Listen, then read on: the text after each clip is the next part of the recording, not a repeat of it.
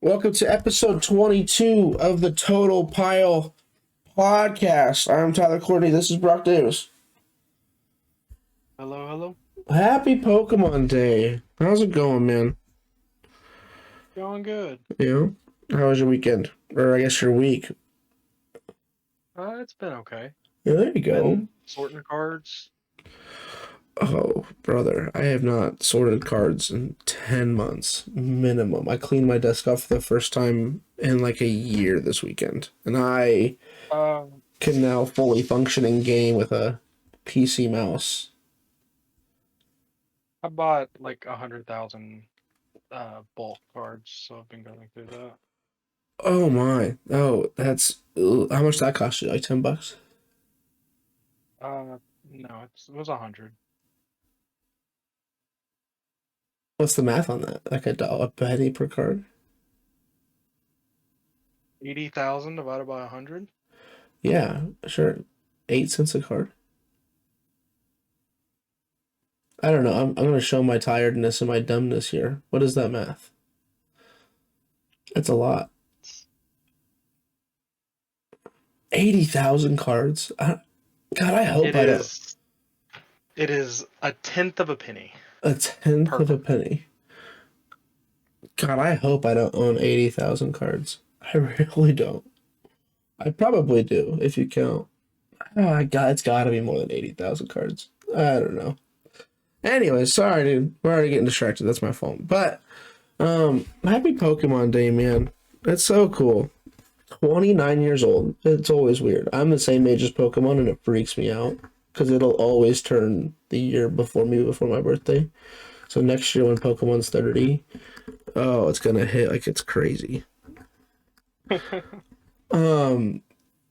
Anyways, so we're gonna talk about Pokemon Presents today. We're not gonna talk about all of it. Maybe I might throw a Unite segment in because Unite's cool. But like other than that, the video games look sick, right? Like all the cool stuff they're doing to all the extra games and whatnot, like that's fun. But we will obviously talk about the major announcement for the card game. Real quick at the start here, and then we're gonna dive into EUIC. Really look at the numbers and figure out is Europe just still Europe or is it like he's like I don't know, man. I was not seeing this coming as a result for the whole entire tournament, but here we are. And so we'll get into that, and then we'll look at the meta going forward briefly, because I believe there's still is it Portland or Vancouver? Vancouver. Oh yeah, and there's we still have one more tournament here in NA, or is it two? No, just one in every. It's one in every region.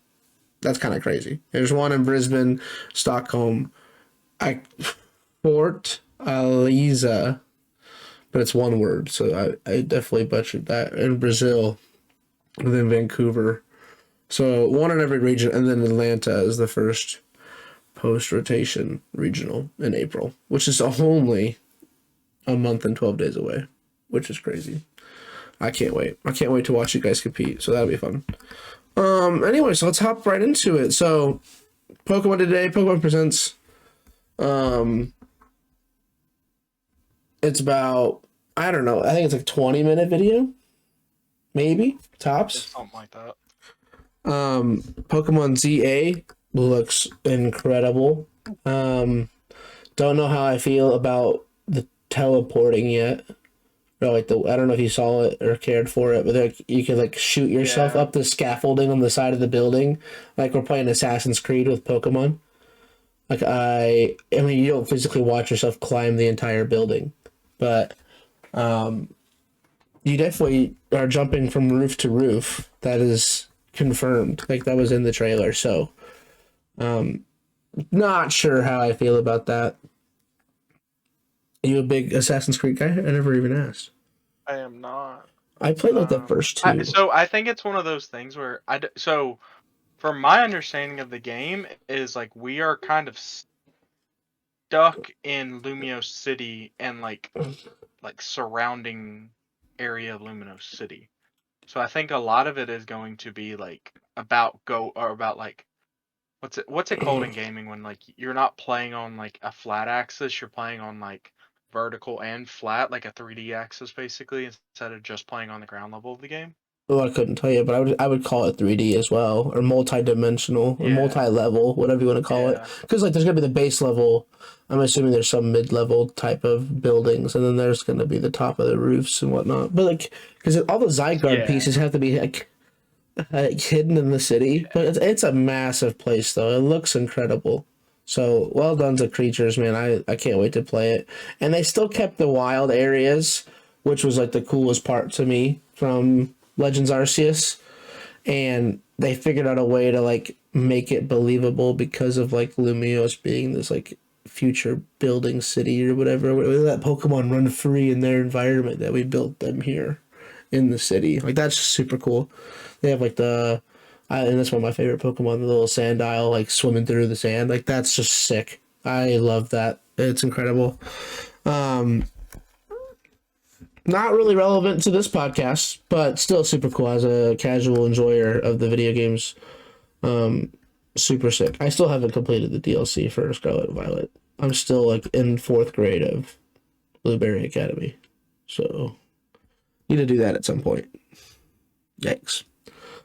Um, Anywho, the major announcement that came with today revolves around Mega Evolution, which has been confirmed in the video games and now confirmed in TCG. And it's definitely not the same as what you remembered. Brock, you want to run down the difference, or do you want me to go for it? I got it. So basically, with the new megas, is they're taking the VMAX slash um, tag team approach, but adding the twist of like your evolutions branch off. So like so the Gardevoir EX evolves from Corellia instead of evolving from Gardevoir itself. So like Mega Gardevoir EX evolved from Gardevoir EX.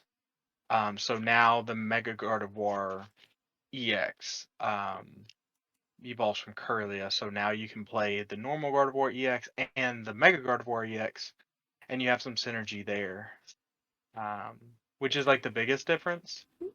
Um, I don't think they're going to be very good when they first come out. Like the Gardevoir is going to be good in some sense just because we still have access to the other Gardevoir and just the energy acceleration because you basically need 6 energies to OHKO everything, and you don't have to damage it because you can attach it from hand and then use the Gardevoir to damage the rest of your stuff. Like you could preload a Screamtail on the bench or preload a Drifloon on the bench for extra damage later.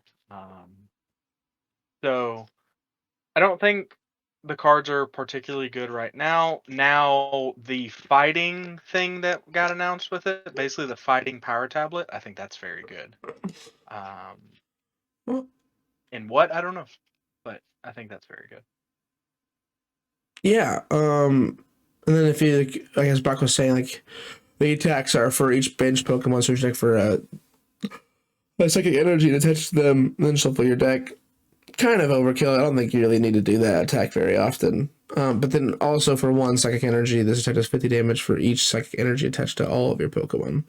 So definitely combos really well with um, Gardevoir EX's regular card right now. But is it worth the include? Um, and one thing I haven't looked to see if it happens or not. Um, as Brock mentioned, they are separate cards now. It's not like breaks where it was like on top of the previous level. It's from Curlia straight to Mega Gardevoir.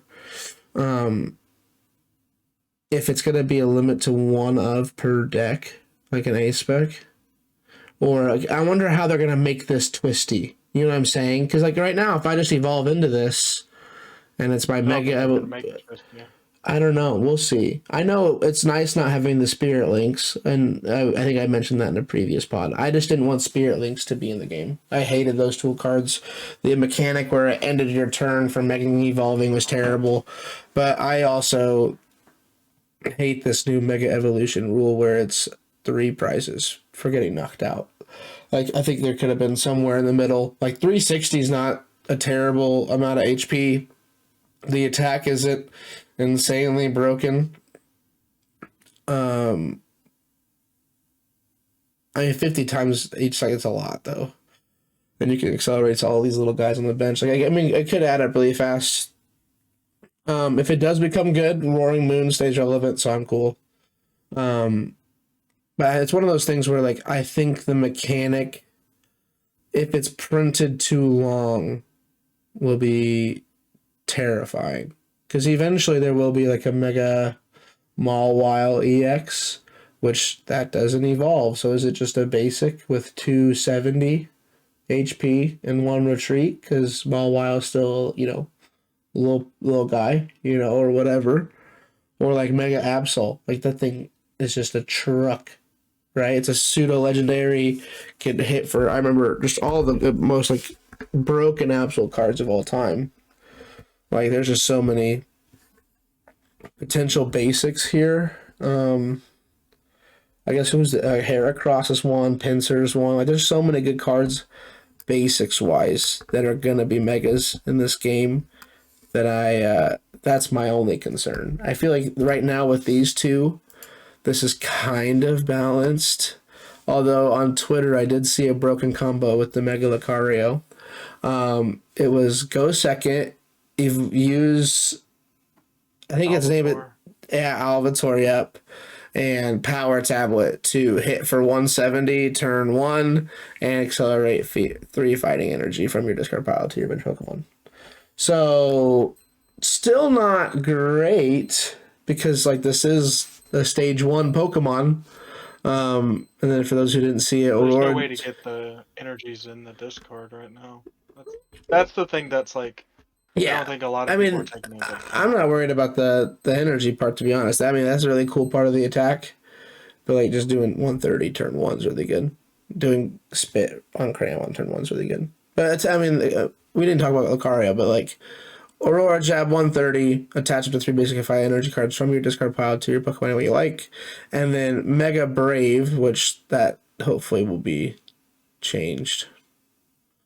For 270 and 2 fighting energy during your next turn, this Pokemon can't use Mega Brave. I'm hoping it's Mega Fist or something. That'd be cool. Also, shout out to the old megas. I miss the Japanese text on them. I mean, like, they do look cool still, but like this, the cool Japanese attack name was incredible. Like that's such a cool design to make them different. Just shout out to those. Any final thoughts on Pokemon Presents? Or oh, we didn't even go with the Power Tablet.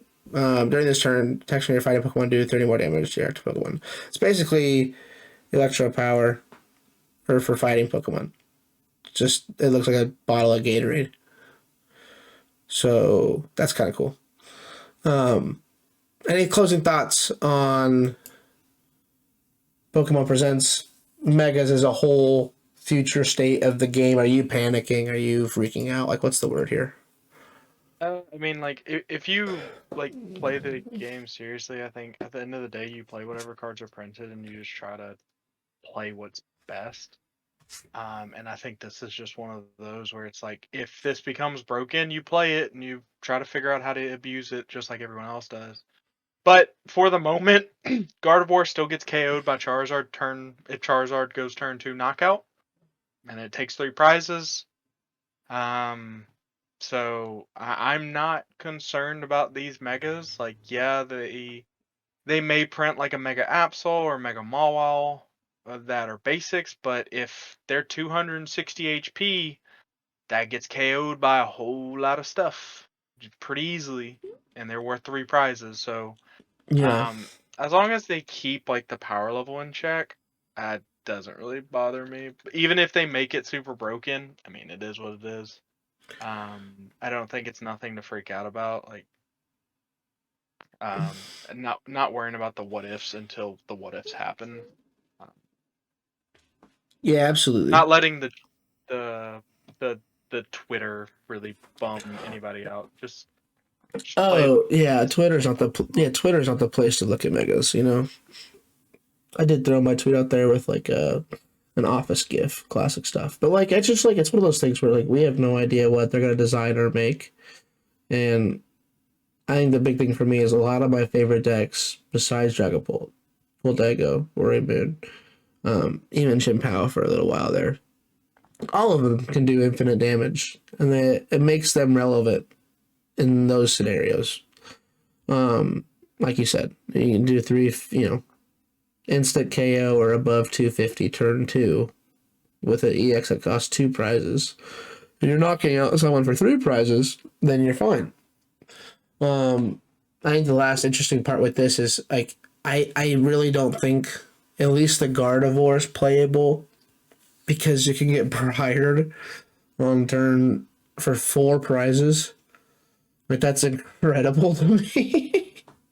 Just Briar I for think the 4 prizes. Gardevoir is more. I think the Gardevoir is more playable than Lucario, just because Oh, for sure, I agree. I think there's. I think there like I think the Lucario might see some like niche play just because like it does seem very strong for like it's very low to the ground, like it's two-shotting everything, and Psychic isn't super relevant besides like Clefairy, but Clefairy does OHKO it relatively easily.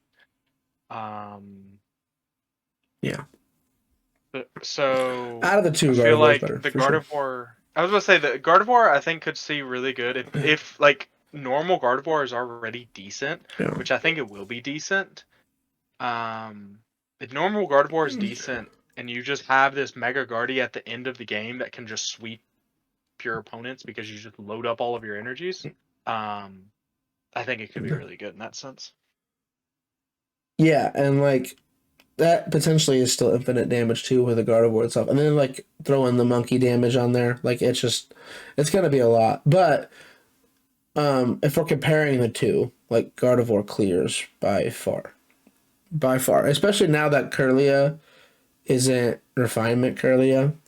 Like you're gonna want a rare candy and accelerate energies anyway. Like that's not a bad strategy, and like having to put up big guardy and damage yourself and then do all that stuff, or you could just accelerate 3 with the mega and then turtle it back up or whatever. Who cares, you know? Um, yeah. So good Pokemon Presents. I can't complain. A lot of great stuff in it. Really sad we didn't get any like black and white teasers, but spoiler alert. Oh, sorry. Spoiler alert. There's no black and white teasers. But there's a lot of great stuff. And like I didn't realize how many I know they're there, but I forget they're there until Pokemon Presents comes out. Like I forget about Pokemon Cafe and I didn't even know that was a thing. Pokemon Sleep. Like I forget about all these cool things that they have until stuff like this happens. And I just realized how big of an IP we're really playing. It's disgusting. Yeah, dude, I think Cafe Remix has been out for like it was out before Pokemon Masters EX, if that tells you how old it is. So it's at least 5 years old, I think. Because I remember having that on the 3DS, I think, and then they made it a mobile game. Or we'll Google it later. We don't have time to talk about it. But like, it's been out for too long to not be recognized. And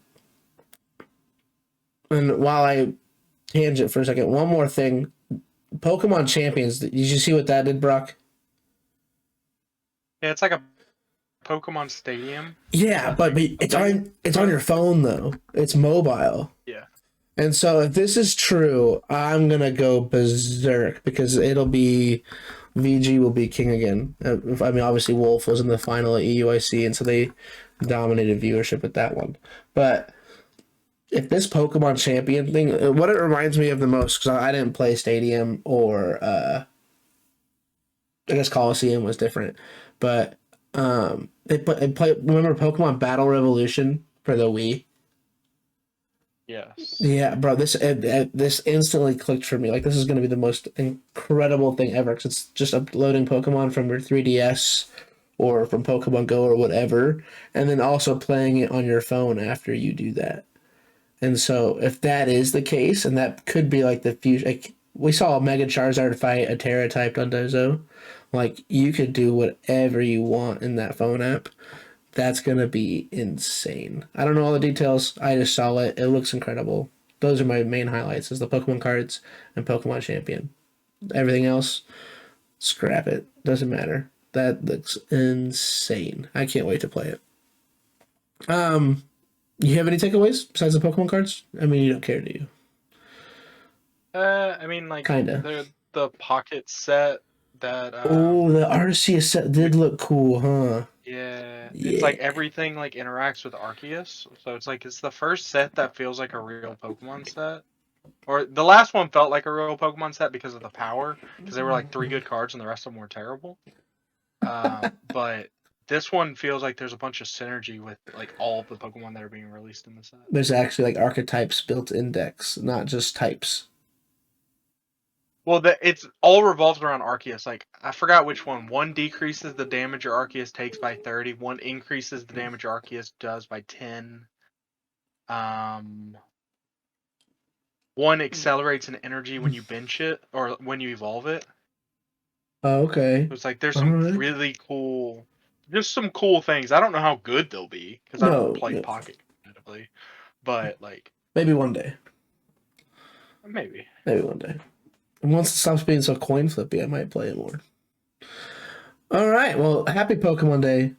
It feels so cool to be a part of it. So, moving on to the weekend. Brock, how many rounds did you watch? Be honest. How many rounds of EUIC did you get to watch on the stream? I watched zero 0 rounds, bro. How are we gonna be an educated Pokemon podcast if we're not gonna watch a tournament? Come on, because man. this tournament doesn't affect me. I guess it's true. You're already testing for Atlanta. Um, Yeah. as a big fan, I loved every second of it. Commentators were great. It seemed to run super smooth.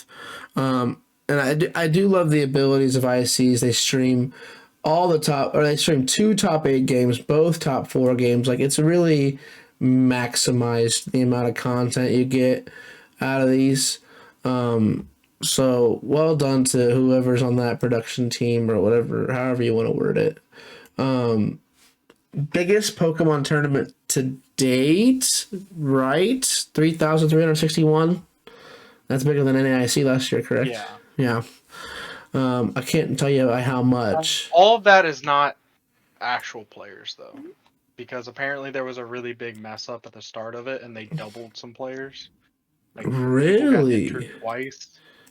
Yeah, so I don't know. I don't know if that's after that, but all I know is interesting. there were like some people that got like there was either a system glitch or something happened where there were people that got entered twice. Yeah, that's I did not know that. Um, I gotta bring up Pokehive. I forgot the Hive. Pokemon Hive. Oh, it's just Pokehive. No, don't show the Christian Braun highlight too many times. Twitter going crazy. All right, so day one popped out like this. 14% Dragapults, 12% Gardevoir, 9% the Dawn, which Dawn, the Archaludon, which is I don't know. That's the one thing that sticks out to me is I did not expect a 10%, 9.9, sorry, percentage of play of Archaludon. Like, what is this? Is it, do people think its Dragapult matchup is that favored that they had to play it?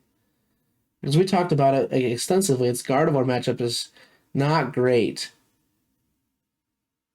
Thoughts on It's Dur? I mean the deck is the deck. So like this format is just kind of weird because if it feels like there's a lot of decks that are just very slow, and Archaludon can just kind of run away with games. Like it reminds me of like what Bolt was doing in this previous previous format where it just ran away with games that really had no business winning because it was just faster. If you get a turn 2 Dialga, you can just kind of blow things out of the water. Yeah, I can. It's one of those decks that's surprisingly quick if you get the right cards. If because they play 4 research most of the time, like they're gonna have the Like energies in the 4 discard. research, Yeah, 4 Iono, it's your or old like school baby. We love it. I love our Chaladon. It cracks me up. And so it's not hard to pull off a you know, 5 energy Dialga if you evolved twice with our Javelin, yeah, in 2 turns. Um, and you can obviously even just metal coating too. Like if you're gonna be Badoo locked, just metal coating. yeah. Call I it a think day. that's another reason. I don't know how popular Badoo was like overall. I know Yeah, like some of the decks that did well played Badoo. I saw a lot of But Badoo. A lot of Badoo. I couldn't yeah, tell you. They should have kept a track of that of how many Badoos were in lists, but we only have the overall meta. Um, yeah. So it's like one of those things where I think the deck is just generally like it's not gonna win games it's not supposed to win, but it like feel like in the games that it plays, it like has a fighting chance against everything, and that's very appealing to a lot of people. To where it's like the upside of it is really like mediocre, but like it's gonna do the thing it's supposed to do most games, yeah, for sure. and I think that's very appealing to a lot of people. And it's also very similar in that way to like Maridon, where it's just like the game plan is very simple. It's very simple. I There's think some, even more so than Maridon, because if you miss generators in Maridon, you just don't get to play. yeah, for But like sure. your But it's very Endura, you two just two kind of two. yeah, no, yeah, yeah. Like it's like Yeah, the way it takes prizes is very similar, but I think it's like how you approach matchups is yeah. very different. You're not And as luck reliant. yeah, and for sure, I think the biggest thing is too is the only difficult decisions I think probably in our Chaladon, which aren't even that. I don't think they'd be that hard. I'm not an expert in this situation, but when do you heal and when do you leave it? Like because you're playing so many Turos and whatnot. When do you pick up Uh, your like obviously Most like of the lists that I've been seeing only plays like 1 or 2 Turos. yeah, man, there's the healing power is just insane of being a wall. As long as you have Dialga out, Dialga's gonna go down. There's your first two. You need to pick up one or maybe two. I mean, I get it too. Turos is fine. I just hate having to research one away and not having a pal pad or not having a third or fourth one Plays a deck. plays 2 Palpads. Yeah, the second place listed, I think. So well, the very well built deck. I'm just saying for the overall majority of the field, I couldn't tell you what deck lists were what playing who. I have to play 3 or 4 Turo. That's just a me thing. Um, After that, we have Maridon, which is not a shocker to me at 10% as well because of Azul's recent success in Merida and then also being played in Puerto Rico. Like Maridon is just in a good spot with the Gardevoir matchup, and it's fine. Dragapult matchup. Super cool there. Lugia down to 8, which I was still shocked to see Lugia at 8. Thoughts on your boy, Lugia? I mean, That's Lugia. it's Lugia, but like it doesn't surprise me after back-to-back events like of Maridon dominating that Lugia wasn't going to be highly played. I The just people that are the Lugia bots were going to play Lugia, but I thought it was going to drop down below 5. I'm surprised it's at 8. Is more of probably my that question. I'm doesn't surprise shocked me. it's at 8. Doesn't surprise And me this is too all day much. one numbers right now. And then we wrap it off with Cloth, Raging Bolt, Goldango, Charizard, Pidgeot, Lost Box, Snorlax, Stall, and then you can see this is a very tiny sliver where it says just Dragapult at 1.2%. And why we say that is because more than one way of Dragapult came out over this weekend. Obviously, we knew of Charizard, Dragapult, Iron Thorns, Dragapult. I'm assuming that 1.2% is all those combined, but I don't want to assume because like 1.2% of 3,000 players is like, what, I don't, someone can do the math, like 30? No, 1% of 3,000? I don't know. You tell me, dude. I'm tired. What's 1% of 3,000? I think it's 30. It sounds right to me, right? Just Yeah, because 10% would be 300. Yeah, it'd be 30. okay, cool. Sick. Thanks, man.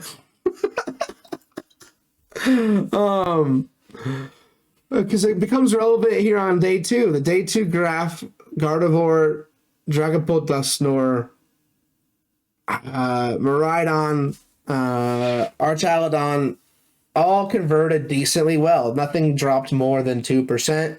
With Palkia actually increasing, Dragapult went from 14 to 12%. Miraidon went from 9 to 11, and even Archaludon went up from 9 to 11, from 9 to 10. But you could see the noodle right there, dude. The noodle, dude. I love it. Goldengo made a run. Um, Huge group of players played the exact same list. Believe it was oh god, what group is it?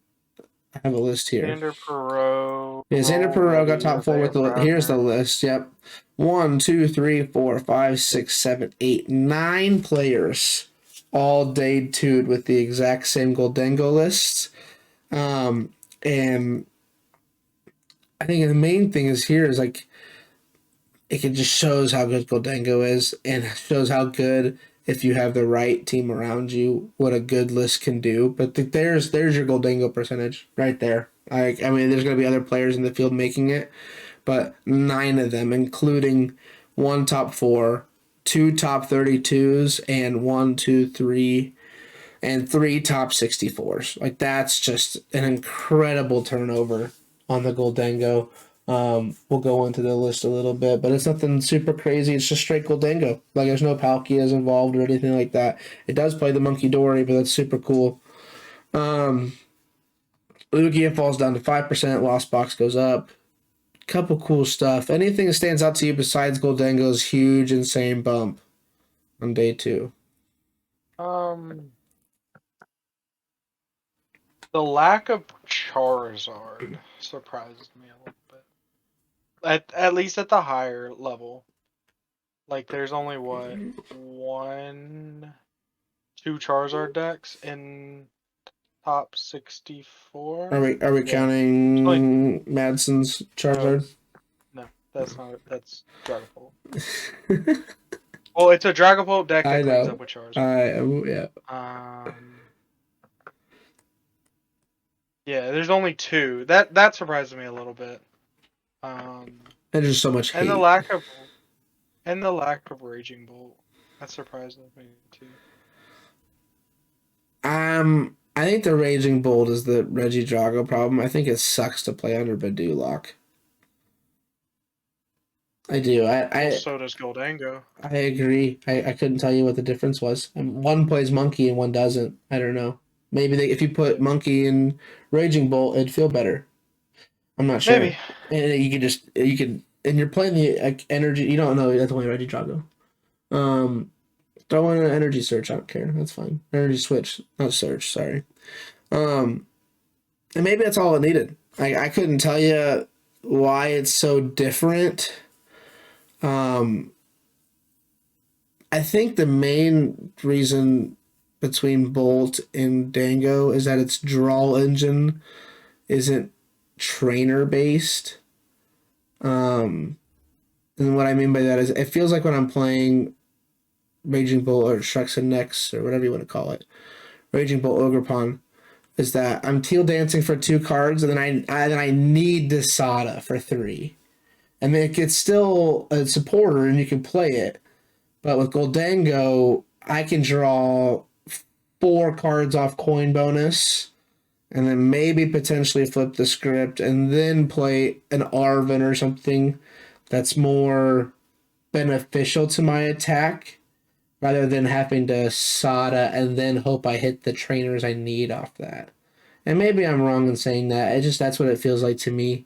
Um, because like Sada's a great supporter, but like the ability to get the exact card you need off Arvin or reset your opponent's hand down to 1 prize or 1 card off of Iono or Boston's orders or whatever. Like that is just so much better to me and the ability to have the energies in hand instead of on board. Just seems to feel so smooth. That's why I felt this way about Goldengo over Raging Bolt the entire time. So like this isn't a new theory or anything me new crafting here. Um, but for it to go down to 2.2%, I'm very shocked by that. Raging Bolt Ogerpon went down to 2.2% day two rating. Incredible stuff for Goldengo. Man, what a run. What are your thoughts on that, Brock? Anything connect with you on there? I mean, are you a big Goldango person? I don't think so. So I really like the concept of the deck. Like the concept of the deck is awesome. You have built-in draw power, like you have infinite damage and all this. The Energy Search Pro version, I am a much bigger fan of than the old cobbled together version that Goldango was trying to play with the Palkia and stuff. Like this version seems very good, very cohesive. Like the monkey makes sense. I'm not the biggest fan of the monkey Love the in monkey. this Yeah. because it feels like it's a clunky card and like Goldango struggles to set up consistently sometimes. Um, that's the only like quote unquote negative thing I have to say about it. It does surprise me that like this group of players took this deck. Um, but like it's one of those things where I think this was a Bradner and a Xander like hey like they were super confident with it and everyone just kind of followed suit. I think it was one of those situations, and it worked out for them. I think it's really cool to see this much of a what I would consider a rogue deck do this well at like a percentage like this. It's really cool to see. Yeah, I think it's one of those things too, where like we can see what these decks do, and you say this a lot. Um, what the good players are playing Yep. really shows. And like I think the main thing, I think I heard Azul say this a lot, or somebody, other big player, they didn't want to play the mirror all day. They didn't want to have to play five Dragapult mirrors or play Yeah. Dragapult Gardevoir 6 times. Like they just didn't want to do that. And so it forces players to get more creative. Um, and this is the result. Like 260 is a super awkward number for Dragapult and Gardevoir over and over again. Because in the Gardevoir matchup, 190, even with two Monkey Dories moving it over, is still not enough for a KO. They still have to use Drifloom or some other way, or it's surviving for the turn as a Goldengo player. And then for Dragapult, 200 and then 6 to the bench. If I can heal 30 damage off that active Dragapult or active Goldengo and switch it to the bench, and I got a new Goldengo active fresh with Yeah. 260 still on it, or I heal the That's bench crazy. one, it's disgusting. Oh. It's so good. And I understand the monkey inclusion for that reason there, and because if your Goldengo survives, the dark energy attached for turn is super easy.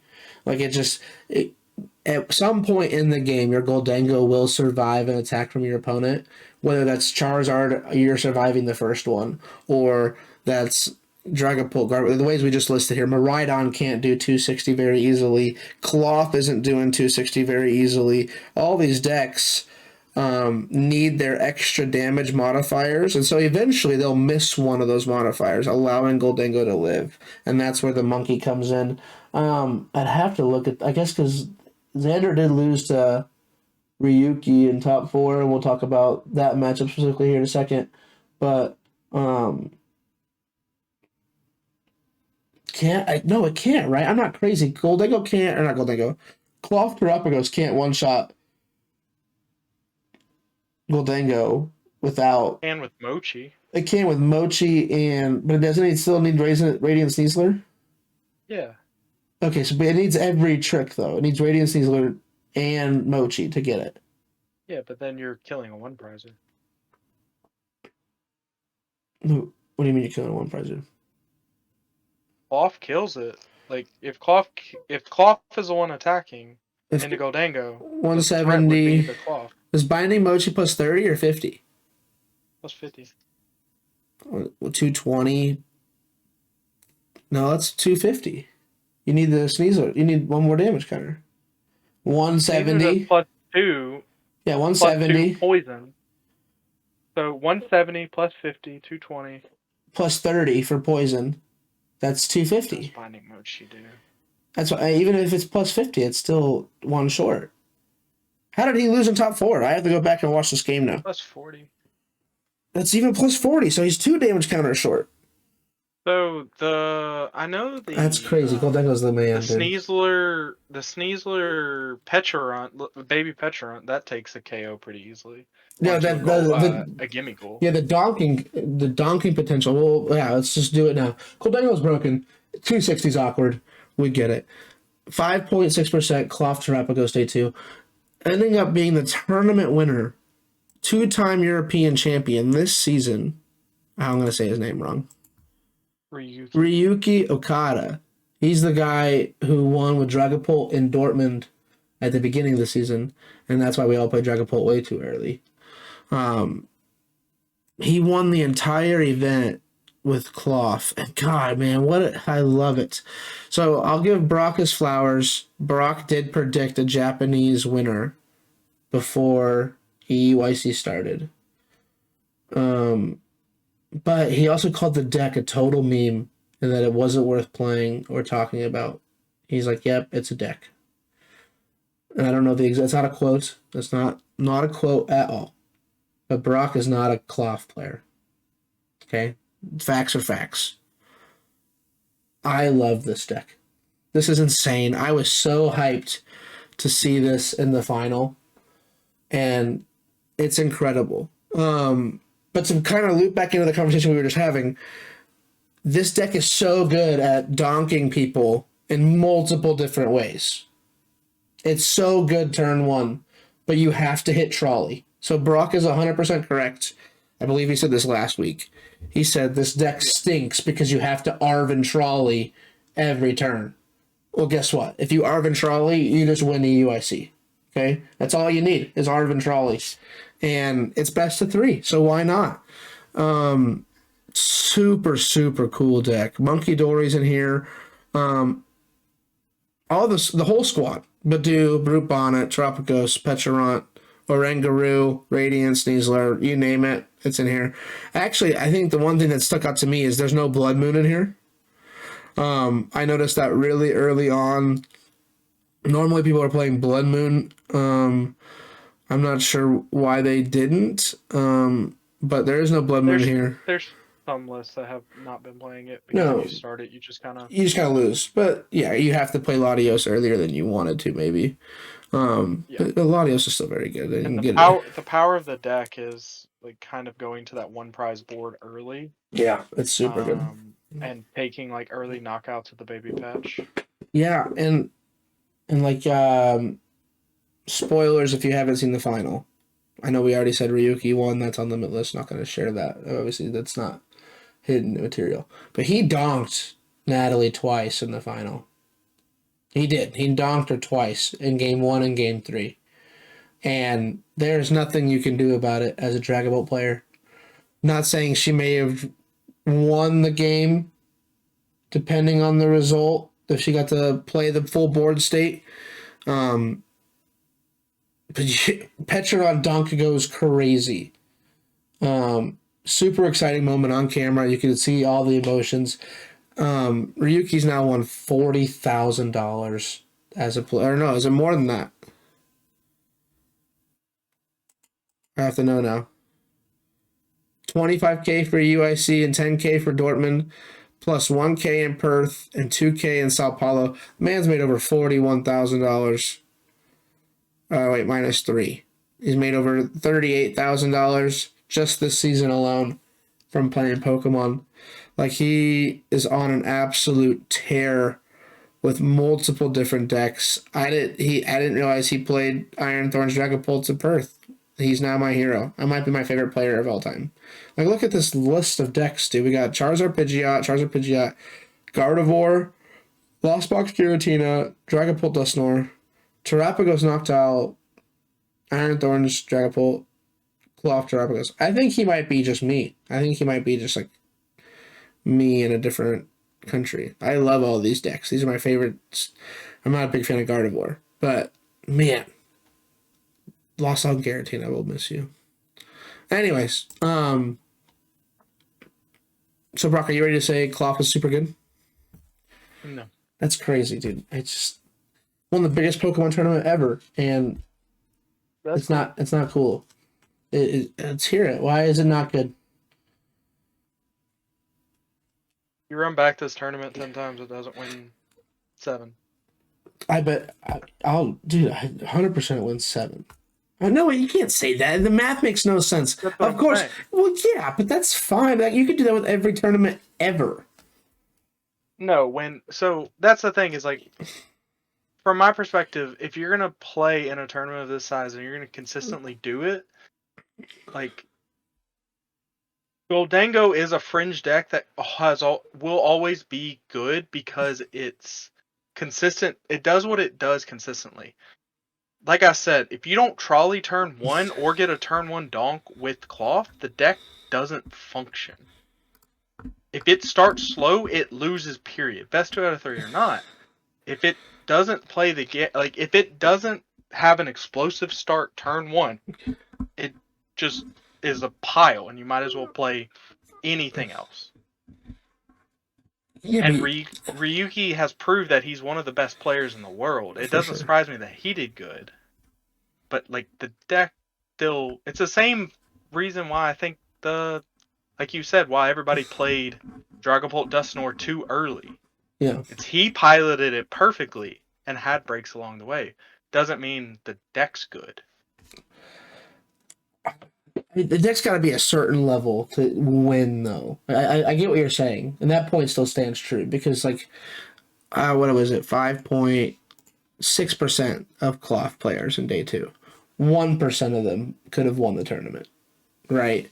Like, I'm not saying every cloth Terrapagos player is going to win EUIC just because they play cloth Terrapagos. That's not my claim at all. But it's made a very deep run multiple times now in different tournaments. Yeah. It's day 2 consistently, and it's in the mix.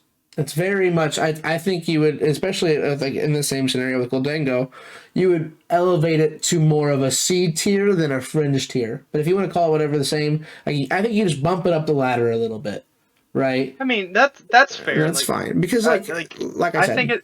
Well, that's the thing. I think like a B or C tier deck. If you're like a B or C tier deck, like that's not a deck that I will consider good because it's not something that's going to execute its game plan consistently.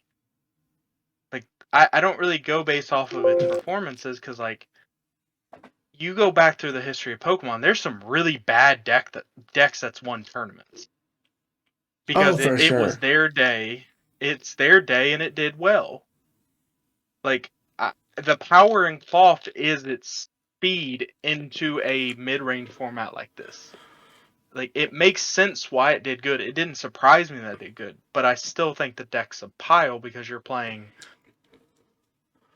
Like you just said, it's like a 6-card combo to be able to not even knock out a Goldango. Yeah, man, that's tough. It is tough. But like Badoo Poison Lock goes crazy. Yeah. I mean, Badoo Poison Lock, you're hitting for 50 damage plus 80 damage total with Radiant Sneasel in play. Yeah. It's a ridiculous Poison Lock. Best use of Badoo ever. But yeah, I mean, if you prize Trolley, good luck. But I will always find it fun. I give Brock's 100% right. Like it's always it'll never be the best deck in format. We'll just put it right there. Disclaimer: well, I mean, Brock is not the best deck in format. I have a phrase that I always tell people when they're getting into Pokemon: you can either play Pokemon and have fun, or you can do well. And you can't do both. You can do both. You just got to do it more often.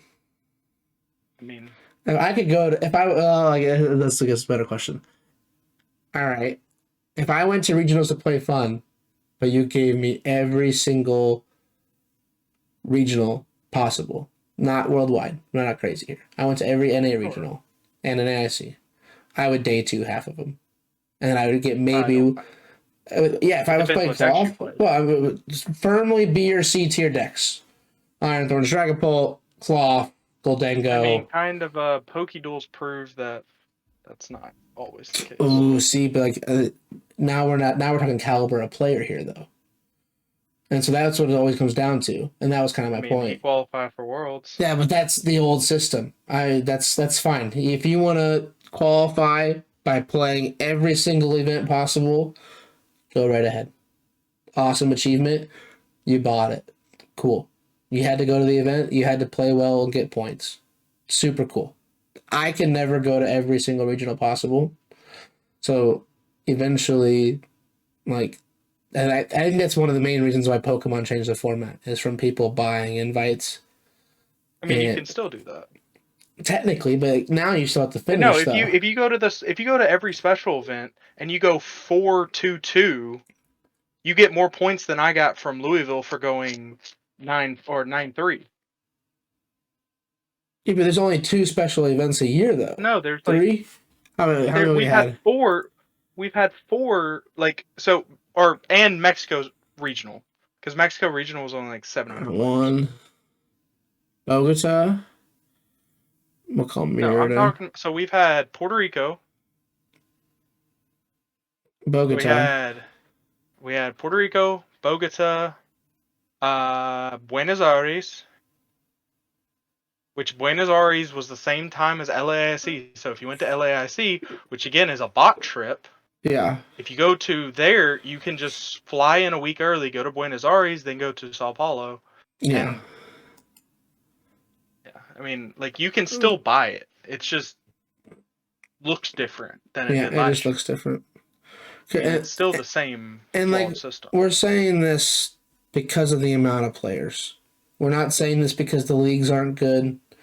Like 2 of my favorite players to watch right now are Brazilian.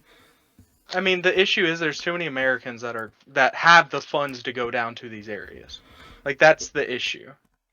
Yeah. And I could call people out, but there's no point in doing it. I mean, I wouldn't say it's even an issue. If they want to use their money like that, they can use their money like that. Like that's on them. Like if whatever makes you happy makes you happy.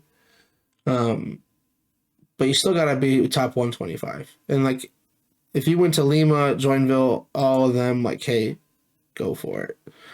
But like at the end of the day, those tournaments are smaller, so your prize point payout will most likely be higher because of your finish. And that's what it comes down to. But overall, you could play. There's a middle ground, and at least in my opinion, there's a middle ground. Like you just have to be really well versed in what you're doing. You can't just give me the deck day of regional and expect me to day 2 with it. 100% not. But if I fully focused, let's give it a week, 2 weeks of testing and playing of the deck that I'm aware of. And that was part of my reason I think I didn't do well in Louisville is I picked Dragapult as soon as Dortmund happened. And that was a week before, I think, or like a week and a half. And then everybody else did the same thing, and then it was just Dragapult everywhere. But like, to that same example, you're going to make some meta call reads right or wrong, right? That's just the way it's going to be. Whether you're an expert in the deck or not, like, there's just some days it's not going to be your day. So,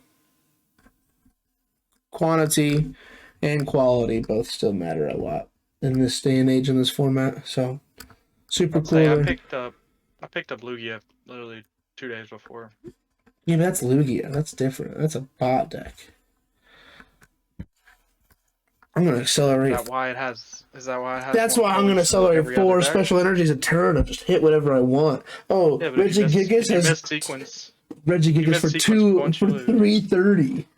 Let me just Regigigas. Let me just Iron Hands for free this turn. It's fine. I mean, if you think every deck is a bot deck, why not play the bot deck? I know. I need to start. I need to start playing bot decks. I also want to have fun. That's my problem. I only get to go. I think I will only play Louisville this year. Maybe in AIC. I'm scrapped for Wisconsin now, unfortunately. I mean, with that statement you just said, you kind of proved the point that we started this whole tangent about. No, because like I want to have fun. I'm different. That's my thing. I am there for the experience. You can't do both. I that's a choice though. If someone wants to do both and be a grinder and play Pokemon 24/7, nonstop sleep, I bet it's possible. And like if I had the Yeah, but funds, I could probably prove it.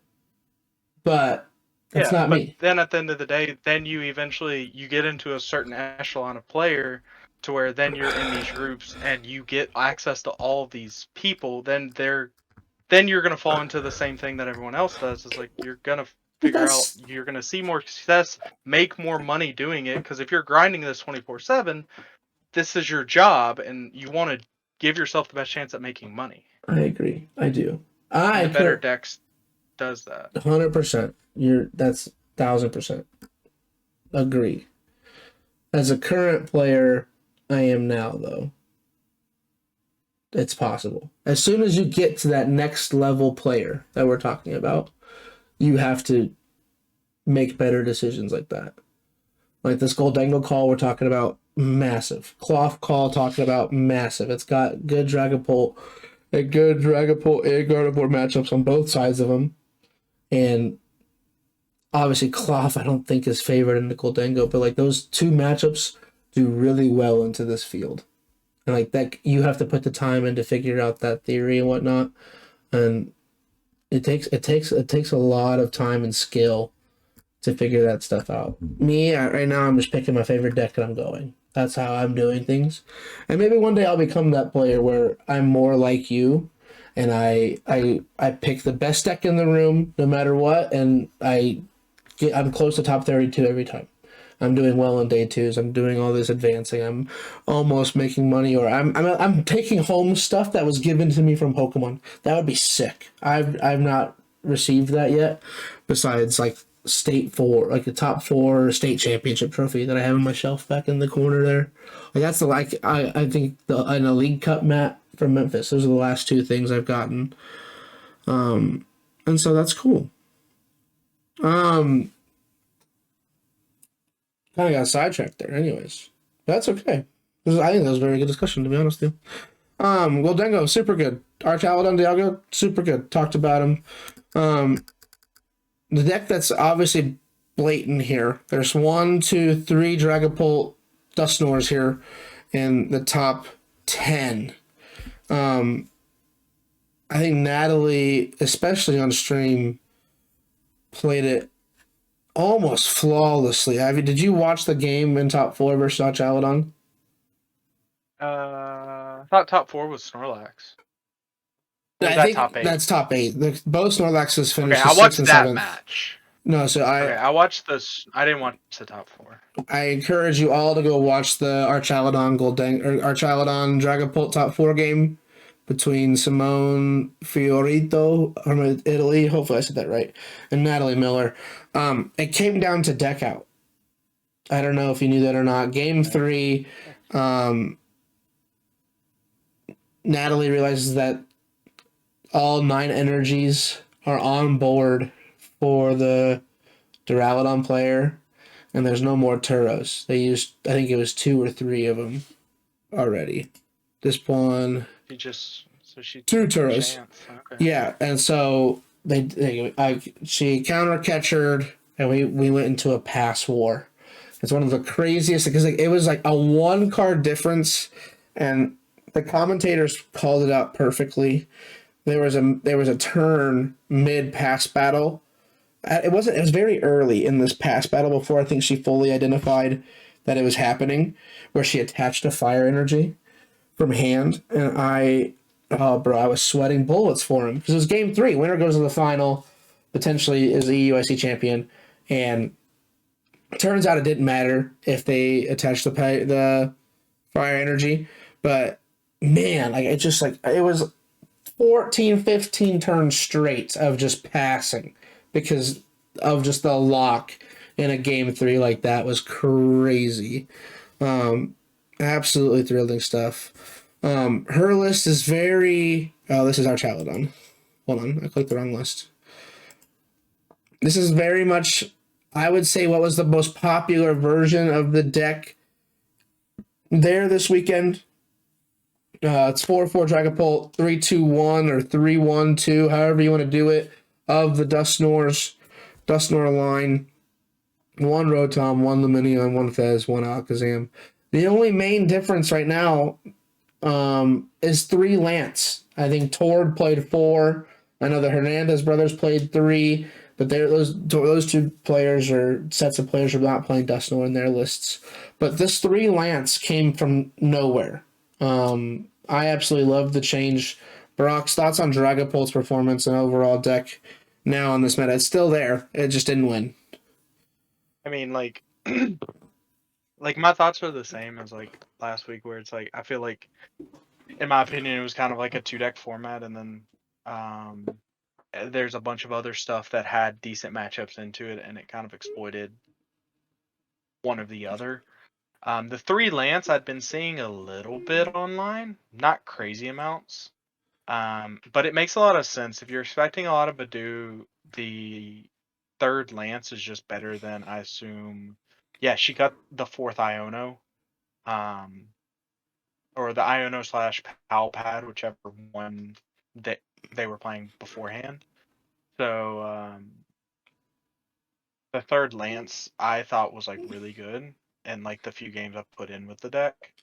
Um, it's really good to see that she only played the 1 fish. I saw a lot of lists that were playing 2 fish. I did not like that. They also kind of wrote him. Yeah, like, Most of us played 2 Badoo for a while for the Lance. I think I played 3 Iono the whole time. And then she only played 1 boss, which I played 2-2 split. So it's like very tricky. But she's Dusknoir is playing what, different. 2 counter? Yeah, no. Yeah, very interesting counts. But overall, still same bone. It's a 3-2-1 Dusk. It's a 3-2-1. Yeah, because she wants to evolve straight away and do it on Badoo. And then have a Dragapult to attack with. Yeah. That makes sense. Because you don't want to ever just hit for 200 in a Badoo. Like, that just feels terrible. If you were playing Monkey, it'd be different. But yeah, I like this list a lot. I've had a lot of fun playing it. The boss counter catcher thing does anger me. I did swap it right away to boss 1 counter catcher. But that's why I'm not a great player. I have to use supporters instead of item cards, and I don't know. I don't like Dusknoir anymore. I think I played it so much prior to Louisville. I just hate it now.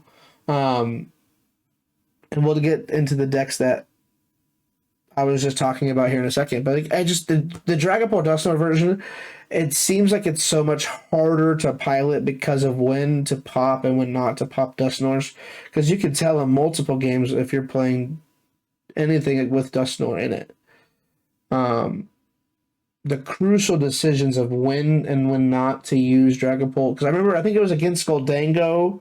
Yeah, it was the James Cox game on stream where he was playing against Xander Perot, I believe. And I might get the players mixed up, but James Cox is playing Dragapult, finished top 8.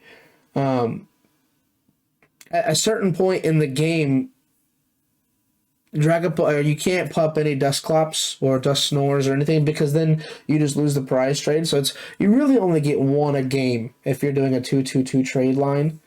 And after that, it just feels terrible to me.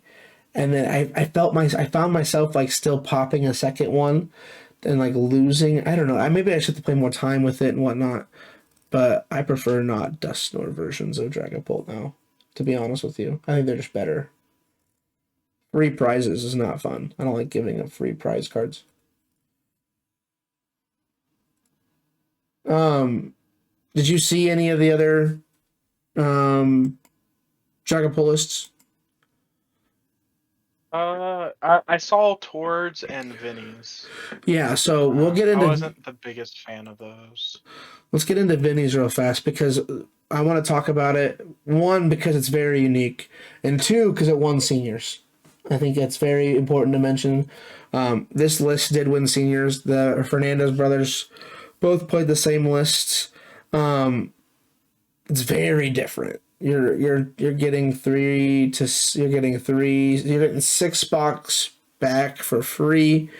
The reason why I don't like the Fernandez brothers version a lot, I guess I really want to just put Tord and Fernandez version together, because Tord only plays 1 rare candy, which is very crucial, and the Fernandez brothers don't play a single one. And then the Fernandez brothers are playing Monkey Dory, and Tord's not. And like, so there's just some of these decisions. I would love to read. I need to buy it at some point and read the Metafy guide they wrote on it. No free ads, but you can go find them on Twitter. Um, the biggest thing is here is reset stamp or unfair stamp is so good in this format. It's so good. Talk about the A-spec change, Brock. What are your thoughts on unfair stamp? You said you played it in your Gardevoir list at a challenge when we were talking for Yeah. fun. I played it in my list. We'll talk about the list that I played at a challenge here this weekend, but it wasn't Tord or Fernandez brothers, so we'll keep it on track here. Your thoughts on unfair stamp? This thing seems broken as ever right now, and it seems like only two decks Uh, are playing it. I don't agree with that one. Actually, I think unfair is really weak right now. Yeah, But that's like assuming everyone's playing at a very high level. I yeah, think unfair punishes like lower end players a lot more than it like punishes players that are playing better. yeah. Um, like I played it this weekend and I was like, this should just be a hero's cape or a secret box. If it was either of those, like it just would have felt so much better. But I Yeah, ended up playing it because uh I just did. yeah. And then Oh, just to clarify but in too. this type of deck, it makes sense. Sorry, just to clarify real quick. You were also playing Gardevoir this weekend. You weren't playing Dragapult. But Yeah, yes, yeah, because why would you play but I Dragapult? think the logic still kind of applies. Not in this. This version of Dragapult, it makes more sense for the unfair stamp because like this is a slower build of Dragapult. This isn't like you're gonna turbo out and try to win the game on turn 3 with like double Dusknoir or anything, or Yeah, turn 4 with double Dusknoir. This is very much like, hey, I'm gonna control the game a little bit, and then like, the coolest inclusion for me, honestly, is the Blood Moon. I think that's really really cool. yeah, it's so good. It's so good. Tord also played one as well. Um, and we can actually pull up Tord's version real quick. So Vinny got top 8. He got 5th, actually, with this list. His brother won seniors. And then Tord's list is slightly different. He plays a Latios at a Halucha instead of the Klefki and a different card. Biggest thing for me, he plays Latios instead of Monkey Dory and Halucha instead of Klefki. There we go. I had to think about it for a second. One thing I did find notice between the two leaders lists was the differencing in tools toward playing. Let's see here. I can open both at the same time. I'm a computer guy. Toward playing the Defiance Band to do more damage, and then the Fernandez brothers playing the Defiance Vest. I've been playing Defiance Vest in online when live is not broken, and it is so good. It's incredible how easy it is to keep things alive with Defiance Vest. Throw it on your Pheasantipity, throw it on Illuminion, even your Ursaluna late game. Like, if you are able to effectively use this Defiance Vest, it is very good. Goldengo takes a whole extra energy to knock out your Pokemon, or you survive a Monkey Dory damage move because you reduce the damage of the attack from the previous turn. Like, there's so many good uses for it. It feels incredible.